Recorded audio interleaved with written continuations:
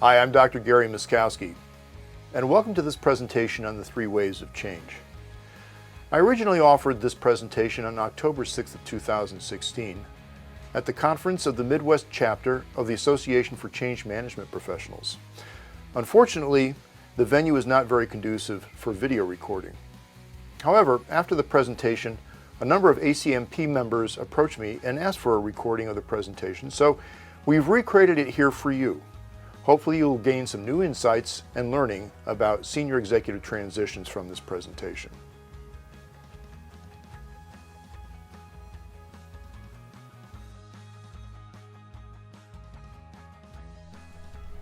This presentation was originally designed to include a lecture followed by Q&A, all to be accomplished in 45 minutes. Therefore, the presentation is really more of a teaser introduction to what may be for the audience new concepts and new ways of thinking about senior executive transitions. More information can be found on the Wiznami.com website and on Gary's LinkedIn profile. I started the journey of learning and codifying a distinct approach to senior executive transitions in 2004. Michael Watkins wrote the first 90 days in 2003 for Leaders at All Levels. I actually co-presented with Michael in Chicago for the Harvard Business Review in June of 2007. For HBR, Michael was positioned as the researcher and I was the senior executive coach in the field. Unlike Michael's target for Leaders at All Levels, which I interpreted as one size fits all, my experiences in coaching senior executive transitions showed that a focus on the first 90 to 100 days was necessary, but hardly sufficient for what they were expected to accomplish. Michael was interested in offering training programs. I was interested in guiding senior executives through their specific transitions. I retraced the previous research on senior executive transitions and integrated that with my coaching experiences in the field. I have codified this practice into a hybrid coaching and consulting approach, tools for transitioning executives, and training for senior executive coaches.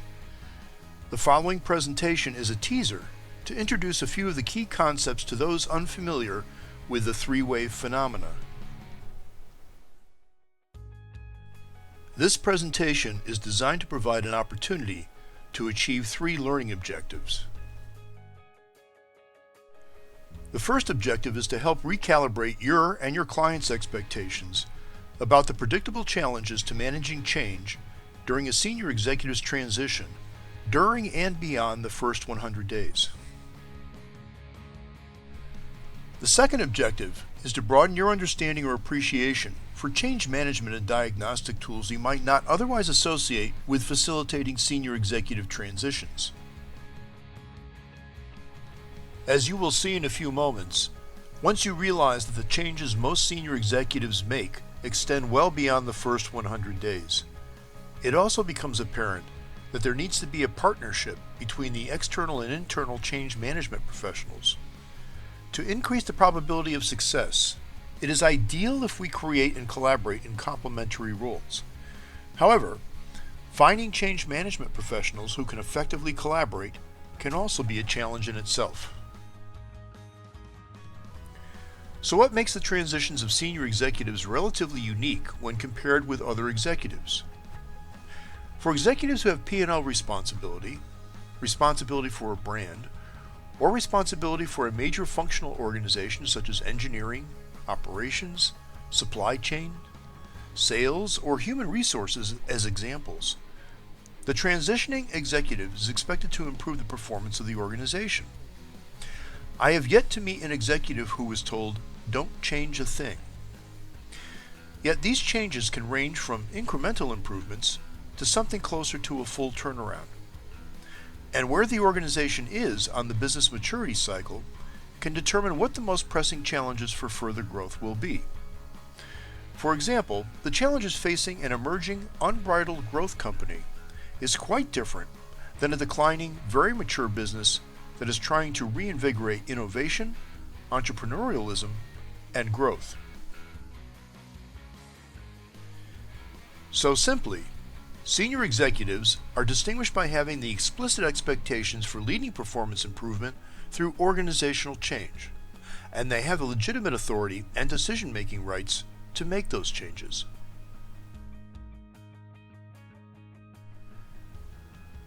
There are some new insights we have developed during the past 12 years, through our own coaching and consulting experiences, and by standing on the shoulders of a few research giants who went before us. The first insight is that the learning process during the transition is best considered when the learning is framed as including both the transitioning executive and his or her extended team. It is the team's transition, not just the new executives. Hopefully, it will be a mutual learning experience, taking a fresh look at the business or the functional organization. The second component of these insights is that the learning is not a simple linear learning process that builds and layers upon past recent learning. In fact, the transition process is an iterative process, much like that proposed by David Kolb for most adult learning. However, our experience suggests it is better conceptualized as a spiraling process, where the executive and his or her team returns to the same issues at a different level of understanding and a more complete level of understanding. This will be apparent as we consider the three-wave phenomena in a few moments. Successfully navigating the first 90 to 100 days, building initial credibility, and engaging other key stakeholders in an organizational assessment is necessary, but not sufficient for senior executives. As we will see in the next slide, the research shows that most of the changes implemented by transitioning senior executives in fact occur after the first 90 to 100 days. In the mid-1980s, John Gabbaro of Harvard University conducted a multi-year longitudinal and retrospective study of 17 senior executives. This study involved interviewing the executives as they went through their transitions and validated by retrospective interviews of other executives. What he discovered is that the changes that were implemented occurred in three predictable waves over time. He labeled this discovery the three-wave phenomena. You are already probably familiar with the failure rates of most significant change efforts. The often quoted 70% failure rate is, in fact, based on a number of past research and consulting reports. It is rare that internal and external change professionals have an opportunity to work in alignment in complementary roles. While we don't believe in silver bullets, we do believe that these types of carefully managed alliances can increase the probability of success for changes attempted by the transitioning executives team. The first learning objective focuses on recalibrating your and your client's expectations about the typical senior executive transition. So let's start with your expectations.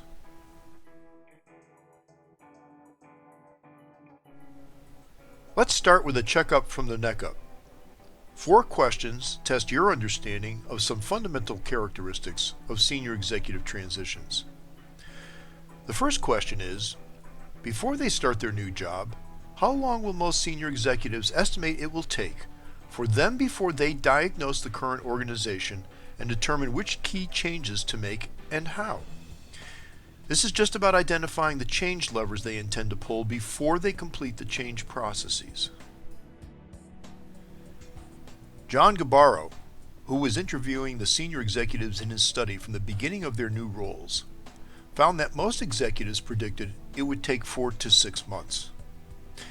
To everyone's surprise, when they arrived at the 4 to 6 month marks, they were not as confident in their diagnoses as they had first anticipated. Some of the things that they thought would be easy were difficult, and some of the difficult challenges were in fact easy to resolve. But more concerning, they were introducing changes and not getting the kind of traction they were anticipating. Instead, they found that resolving some problems uncovered other hidden problems that were not previously apparent. Some of the changes they initiated created unintended, undesirable consequences, and the resistance to change was stronger, more pervasive, and involved more stakeholders than they had first anticipated. In the humorous tradition of George Carlin, we call this the Wave 1 Oops. Second question. How long before the typical transitioning executive completes the changes necessary to achieve consistent, sustainable, improved business results, i.e., takes charge? In other words, how long does it take before we can reasonably determine if the transitioning executive's team's change processes have produced the intended results?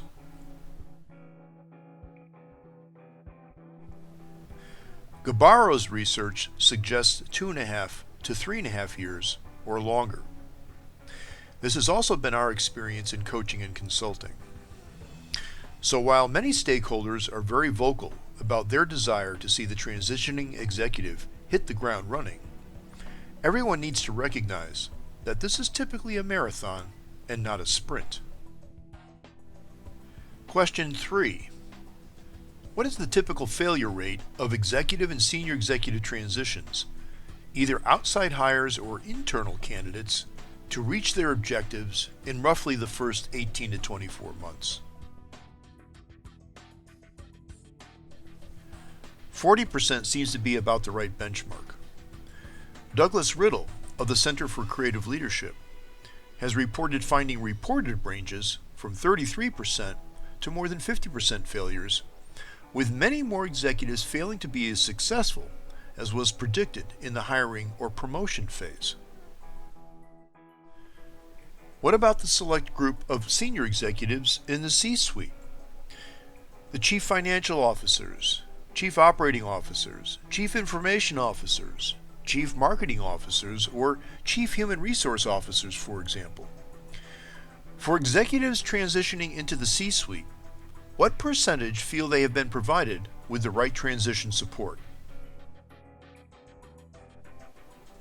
In a 2014 global survey of almost 1,200 C-suite executives, McKinsey & Company found that only 27% felt they had received the proper transition support into their C-suite role. What often happens instead are the implementations of simple onboarding programs that focus on the executive having the opportunity to learn from other key stakeholders in the first 100 days. In their more superficial forms, these programs can feel a bit like speed dating. In contrast, we guide the senior executive to conduct continuing stakeholder analyses, influence, and management processes. So the commonly held expectations need to be reset. Upon reflection, for many executives, the three-way phenomena makes some intuitive sense. The transitioning executive and his or her team during the first 3 to 6 months rely heavily upon their past learning to try to diagnose the root causes of the limitations on the current performance of the organization. This is like the medical model guidelines of treating an illness with the least intrusive, proven method first. But that past learning only takes them so far. When the Wave 1 Oops occurs, the number of new changes introduced reduces significantly until the transitioning executive's team can determine why they are not achieving more traction in the intended change processes. Wave 1 is followed by the Immersion Stage, which often requires that the transitioning executive and his or her team re-examine their shared mental models of the business, its strengths, and the resistance to change. This is an opportunity to conduct selected and focused deep dive diagnostics, often involving other stakeholders when it becomes apparent, from a systems perspective, that the processes that they intend to change may involve many other stakeholders than they first anticipated. As a result, it is not unusual for the transitioning executive's team to conclude that how they initially framed the challenges for the change is either incomplete or needs to be adjusted. The immersion stage is also an opportunity for the transitioning executive to test his or her team members' abilities to take a fresh look at the business and adapt to emerging new information. If the immersion stage is successful, the identified root causes limiting the performance of the organization have been reasonably validated, the changes necessary to improve the performance have been agreed to and owned by multiple stakeholders, and an aligned change plan can be developed and initiated in Wave 2.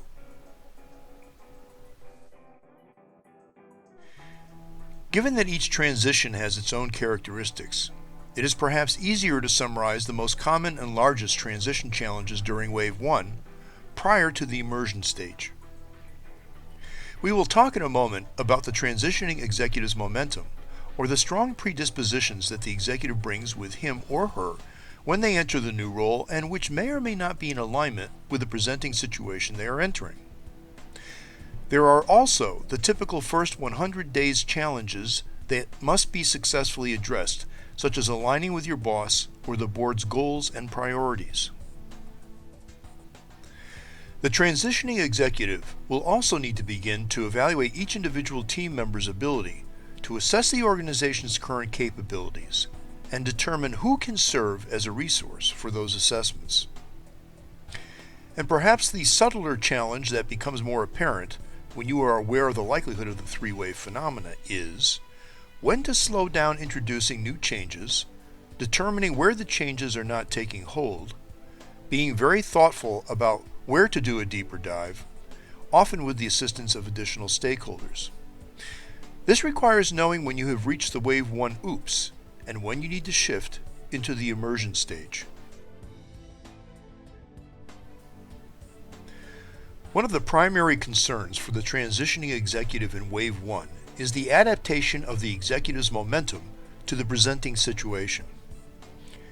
We think of momentum as the executive's strong predispositions to behave in certain ways. It has energy and direction. It determines what data the executive will first pay attention to and which data they will tend to gloss over, even if it is relevant. It will strongly influence how they attribute meaning to that data and how they draw conclusions. This will be influenced by past personal and professional defining experiences, the most recent dominant competencies that they associate with success that they are likely to draw upon again, their underlying personality traits that influence their preferred leadership and influence styles, and their initial perceptions, expectations, and hypotheses that they have accumulated during the selection and entry processes. The transitioning executive needs to be aware that these components may or may not fit the characteristics of the presenting situation. These include the momentum of established key stakeholders, the composition and capabilities of their extended team, the multiple cultures they will encounter, and the organization's ability to perform and contribute. The external consultant is best positioned to help the executive with the assessment of his or her momentum. I have been both an internal and external executive change management coach and consultant. I have been external now for more than 15 years. It is typical for me to ask new clients I am working with if they have experienced professional executive coaching before and what their experience was. Many of them have had some form of internal coach, in many cases, their HR partner. While the coaching was helpful, it was often limited by the executive's concern about confidentiality and just how far the content of the discussion might travel. With an external seasoned senior executive coach, the firewall of confidentiality is usually very clear, and the implicit or explicit threat of termination if boundaries of confidentiality are not stretched is typically not effective with a professional external coach. The worst case scenario for not breaking confidences simply means they work with a different client in a different company, not lose their employment. Where the internal change professional can be very helpful is often in the assessment of the components of the presenting situation.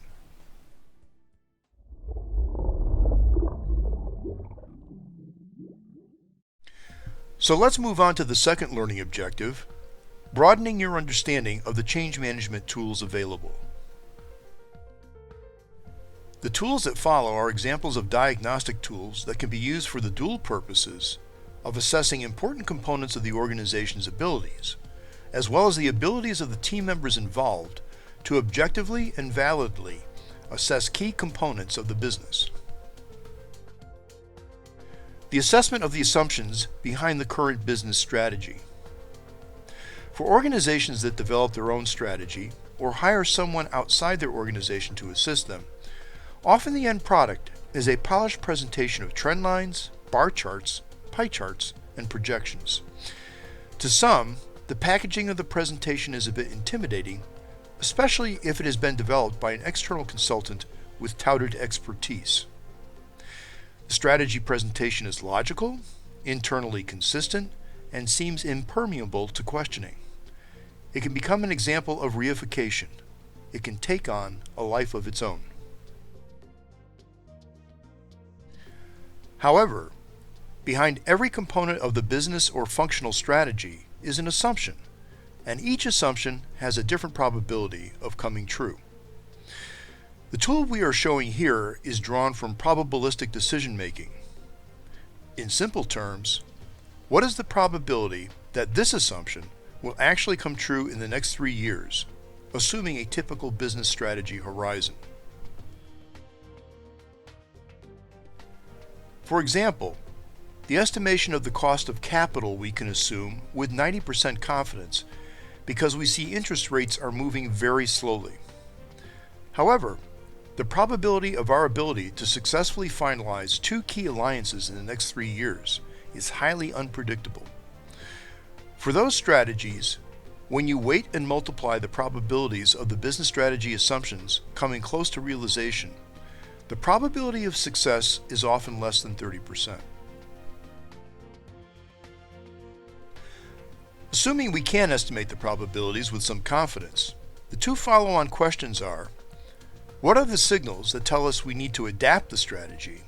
And 2, when do we have evidence that we need to adopt a plan B? That assumes there is a plan B. If we don't have the confidence in the accuracy of our estimations of these projected probabilities, that raises another set of questions about whether the executives sitting on the transitioning executive's extended team have the necessary knowledge to strategically manage the business.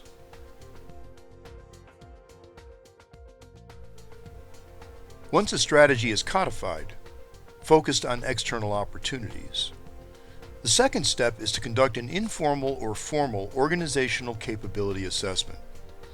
Simply, the assessment asks, do we have or can we develop the necessary organizational capabilities to implement this strategy? This kind of assessment provides the team with a more complete and balanced common mental model of the strengths and weaknesses of the business or function than the typical SWOT analysis. This analysis is the first step in creating a plan to implement the business strategy. The parallel value to the transitioning executive is the opportunity to once again assess the capabilities of his or her extended leadership team members. A reasonably accurate assessment should identify which capabilities need to be maintained and where we should invest our resources in building organizational capability. Organizational culture is a favorite whipping boy when things go wrong in change management, and transitions are no exception.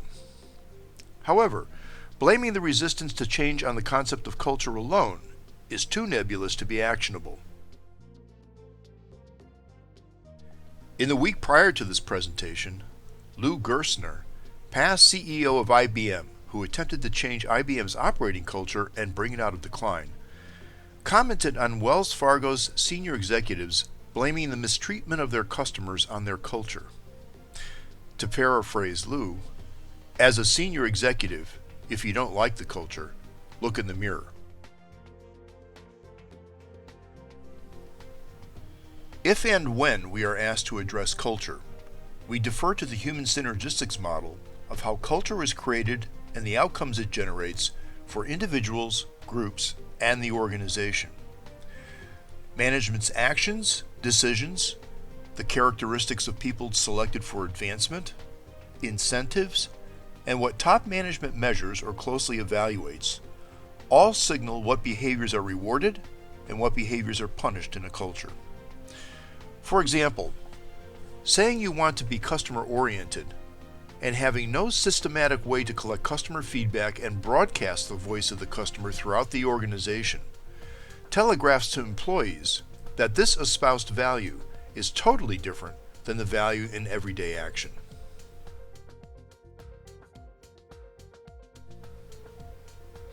Many clients I see have surveys that they assume are culture surveys, but in fact, they are climate surveys.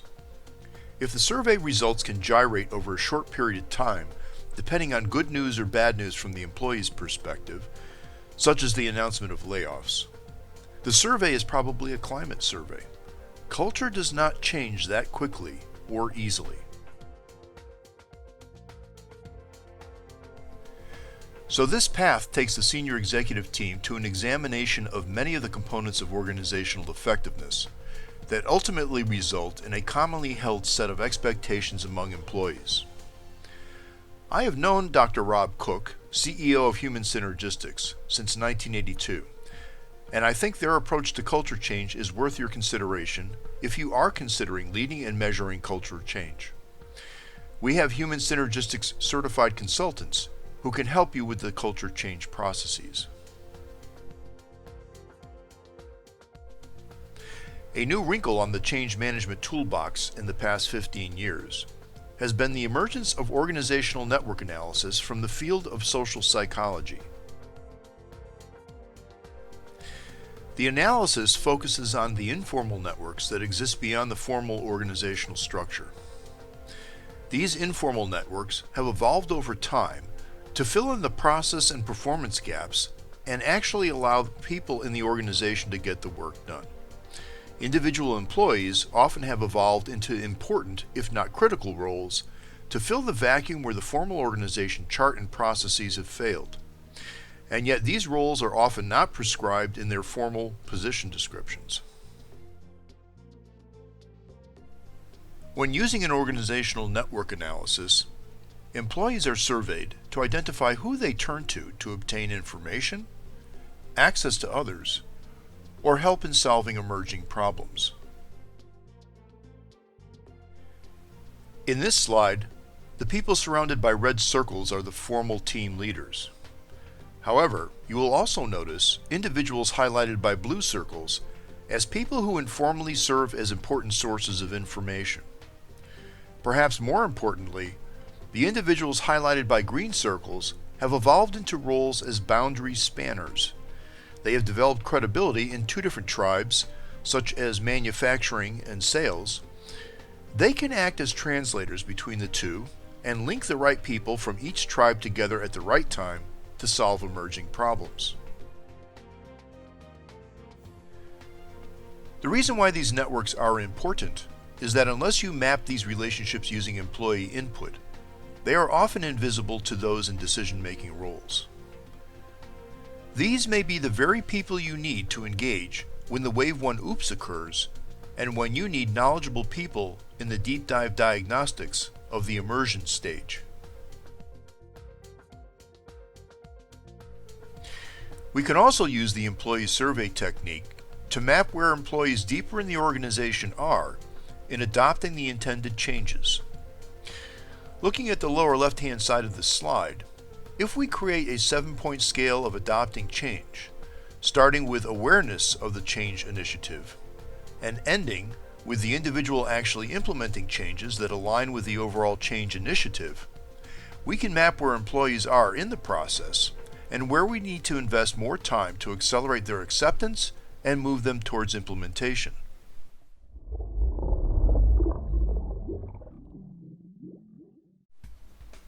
The previous examples were intended to broaden your thinking about what tools might be available to help transitioning senior executive teams successfully navigate through Wave 1, the Immersion Stage, and Wave 2.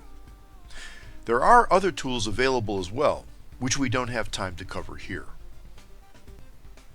We are now shifting gears to address the third learning objective of this presentation, of highlighting some opportunities to build a partnership between senior external and internal change professionals to help guide these transitions. Our first qualifying statement reminds us that the 3 waves of change services are not a one-size-fits-all approach. The service needs depend largely on what stage in the transition process the external and internal consultants are first engaged, the specific momentum challenges inherent in the transitioning senior executive, the characteristics of the multiple facets of the presenting situation, and the underlying conditions that result in the Wave 1 oops. Another consideration is the perceived expertise and credibility of the internal change professionals by the transitioning executive's team. In Wave 1, there tends to be a heavy involvement of the external change professionals due to the focus on the transitioning executive's momentum early in the transition process. The early assessment of the stakeholders in the presenting situation and the assessment of the individuals and networks the executive has inherited in his or her team are often more candid when facilitated by the external consultant. However, the internal change professional can help by contributing to stakeholder identification and assessment, including people who play key roles in the informal network.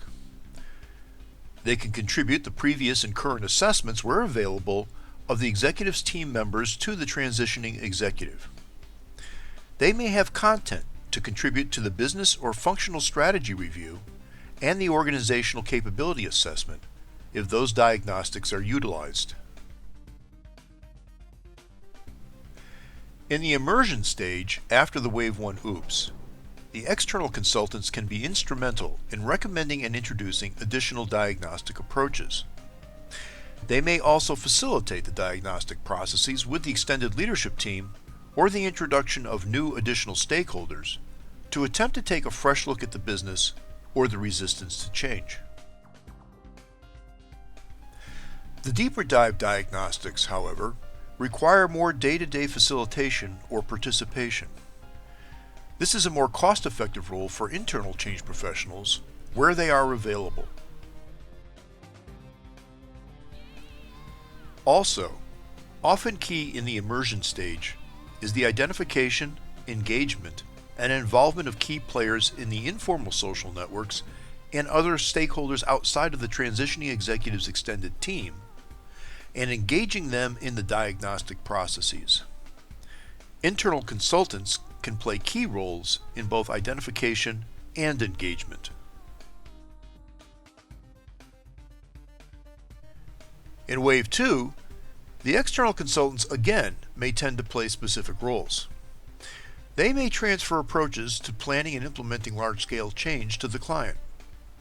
Confidentially, they can coach the senior executive in assessing his or her team members' apparent abilities to manage and lead the requisite changes. We have also used large group interventions at times for both diagnostic purposes in the immersion stage and for planning change in Wave 2. The external consultants should have expertise in these methodologies. And finally, one of the often overlooked or minimized needs is for frequent communication. We also often employ the use of the communication technique of the repeatable story. The internal change professionals can enable and often accelerate the change processes in many ways. There is often a need to facilitate multiple concurrent change teams. The internal change professionals can assist in the collection, consolidation, and distribution of important metrics. And again, they may be in a unique position to engage the informal networks to align around and implement the necessary changes.